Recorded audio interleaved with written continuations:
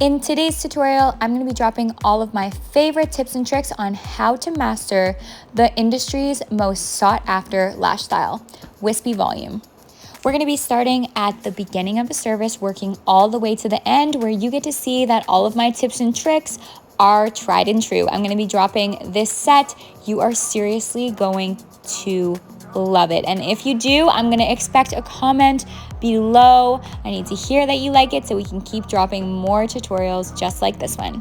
To start, we're diving in with a lash bath. I use Lost Artistry's foam cleanser. It's the best. It's easy to remove, which is really important. You wouldn't believe how many people come to us at Lost Artistry saying that they have poor retention, and it's simply because they're using a thick cleanser. Glue wise, I'm working with Quickie adhesive. It's Lost Artistry's 1 second cure time glue. It's like that all around amazing glue. The viscosity is good, it connects well, it has that magnetic magic that everyone is looking for. Once I put my glue dot into my glue ring, I always take glue wipes and wipe off the nozzle. Fast curing glues are notorious for getting clogged, so make sure you wipe all that excess off, burp your glue, but hold in the pressure and store it right back in your glue home right away. All right, let's get into putting these eye pads on, and then we're gonna get into the good stuff. We're gonna start mapping here pretty soon, which is so important. More often than not, wispy lash styles require longer lengths on the top layer and shorter lengths on the bottom layer. The reason why we do this is because whatever is placed on the top layer is going to look higher and longer. It's going to draw your attention. So if we place spikes, aka wet lashes, on the top layer in our longest lengths, those are going to be what we see. That's creating texture.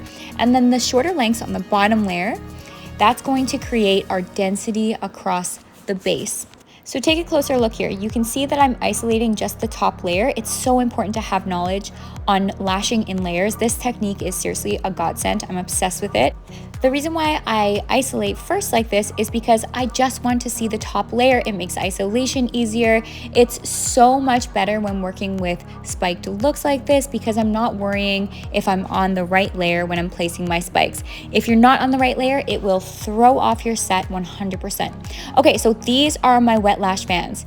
Don't get this mixed up. These are not classic lashes. These are volume lashes in high dimensions, actually. I used 0.03 diameter ultra dark volume lashes in 15D plus for these spikes. So they are in fact a volume service, 100%.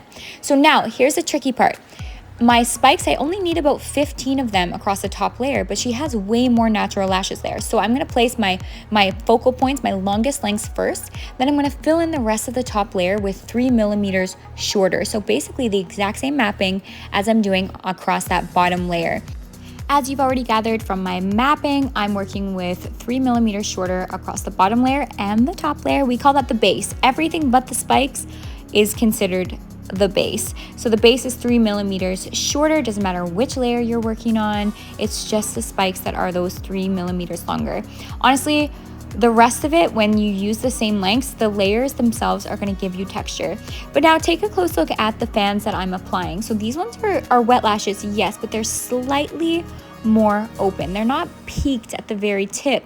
That's going to give me extra density across the base, and that looks wonderful. But honestly, any fan type can look great across the base. People get so held up on the exact products that I'm using, but I'm going to tell you right now, you can work with pre-made fans, you can work with easy fans in any dimension, any diameter as the base, and it's going to create a different result, yes, but they're all going to be beautiful. Okay, so now I'm going in with superbonder. This is a really important step for people who are doing fanning of any sort, especially when you're working with handmade volume. The reason why is because superbonder cures the lashes immediately. So there's no curing time. That's really important with any fanning method because you want your fans to keep the shape that you created. But if they're not fully cured, then throughout the day or throughout the weeks, they lose their shape. So you want that nice sealed effect so that your fans look exactly how you made them when the client comes back in for their fill. Okay, so here's my clients before. Are you excited? I'm excited to show you the after. It's seriously so stunning. Here we are. What do you think? Again, leave a comment below, and if you want to master styles like this, we have an online advanced textured course that you will not want to miss out on. As always, thank you so much for tuning in to today's video.